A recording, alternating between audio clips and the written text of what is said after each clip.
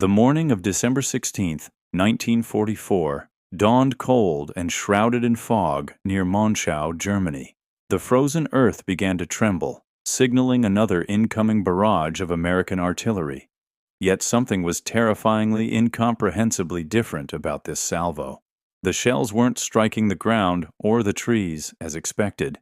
Instead, they were detonating precisely in midair, right above the advancing German positions, unleashing a lethal rain of steel fragments. This new form of death was delivered with a mathematical precision that no foxhole could protect against. For the soldiers of the 326th Folk Grenadier Division attacking the 38th Cavalry Squadron, veterans of years on the brutal Eastern Front, this new type of fire defied their understanding of war. They were familiar with predictable impacts, safe zones, and the protective value of entrenchments. But this was a revolutionary kind of firepower. What the German soldiers couldn't possibly know was that they had just encountered the proximity fuse, the most closely guarded secret in the Allied arsenal. This device, essentially a miniature self-contained radar system packed into an artillery shell, could detect its distance from the ground or a target and detonate at the optimal height. This technological leap was capable of multiplying the lethality of artillery by a factor of 50. The man responsible for introducing this horror to the battlefield was Colonel Oscar Alfred Axelson of the 406th Artillery Group. Facing an impossible tactical situation at Monschau against superior German forces, Axelson made the historic, but unauthorized, decision to deploy the secret proximity-fused shells. He knew following direct orders restricting the fuse to anti-aircraft use meant certain defeat. The effect of his gamble was immediate and devastating. German soldiers advancing in traditional formations suddenly found shells exploding 30 to 50 feet above them. Each airburst created a cone of lethal fragments covering vastly more area than a conventional ground burst. Veterans who knew exactly how to take cover were cut down in their foxholes, behind trees, or in ditches, anywhere they sought shelter. The German attack was stopped cold with shocking casualties.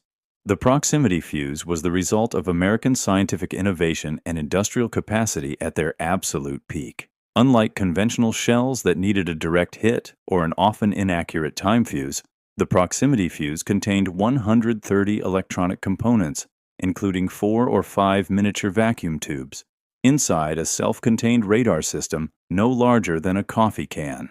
These delicate components had to be engineered to withstand the staggering force of being fired from a cannon, up to 20,000 times gravity. The development was driven with Manhattan Project-level intensity by Dr. Merle Tuve at the Johns Hopkins Applied Physics Laboratory. Security around the project was as tight as the atomic bomb program.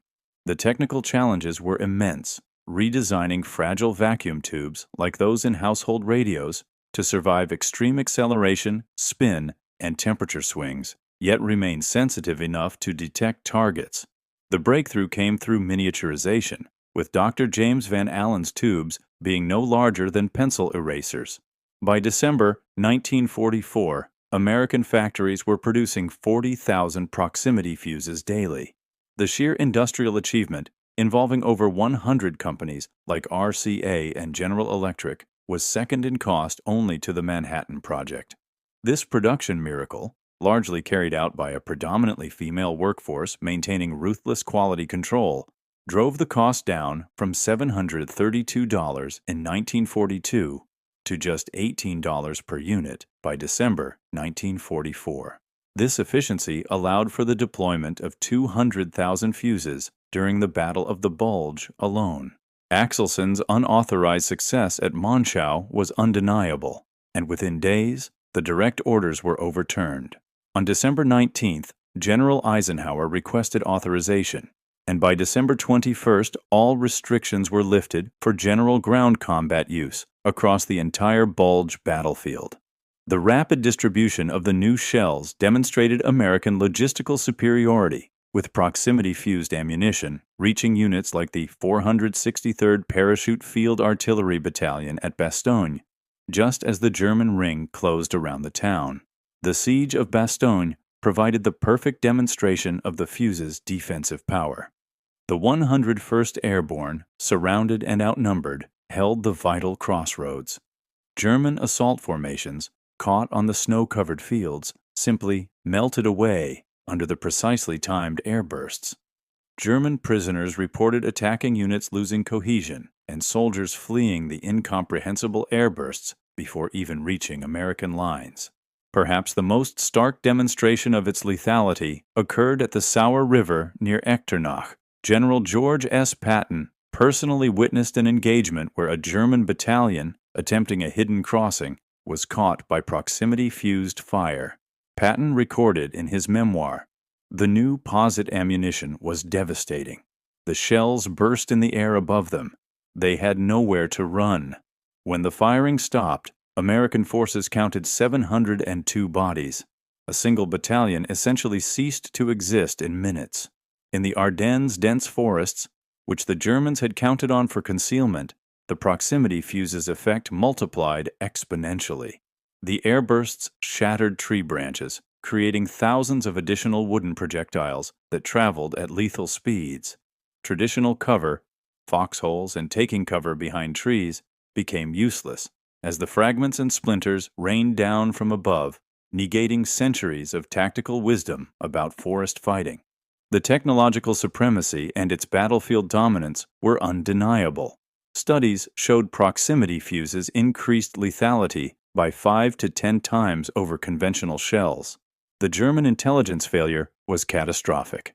When German forces captured about 20,000 proximity-fused shells, their technical experts examined the components and declared the design impossible, concluding the visible vacuum tubes were decoys. The German program had been canceled earlier by Hitler's mandate, and German engineers simply couldn't believe the Americans had solved the problems they had abandoned. The Battle of the Bulge was Hitler's last major offensive, and it failed. Of the approximately 100,000 German casualties, 15,000 to 20,000 are estimated to have been caused by the 200,000 proximity-fused shells fired, up to 20% of their total losses. Field Marshal Gerd von Rundstedt later stated, "The proximity fuse was decisive. Our attacks broke down not because of American courage, but because of artillery that seemed to have eyes." General Hasso Manteuffel, commander of the 5th Panzer Army, testified that the new shells that exploded in the air were the terror of our soldiers and caused panic even among veterans. The proximity fuse fundamentally changed warfare's mathematics. It was more than an artillery improvement. It was a revolution. Its technological legacy, including the miniaturized vacuum tubes and quality control methods, formed the foundation for modern electronics and supply chain management. Dr. James Van Allen, for example, applied his miniaturization expertise to satellite instrumentation. The radar principles evolved into modern systems, and the concept of an autonomous sensor that makes a decision became the foundation for guided missiles, and eventually all smart weapons. Every precision-guided munition today descends directly from the proximity fuse, the first weapon that could sense its environment and choose when to detonate. The German soldiers who died in the Ardennes were casualties of a revolution in military affairs that continues shaping our world today.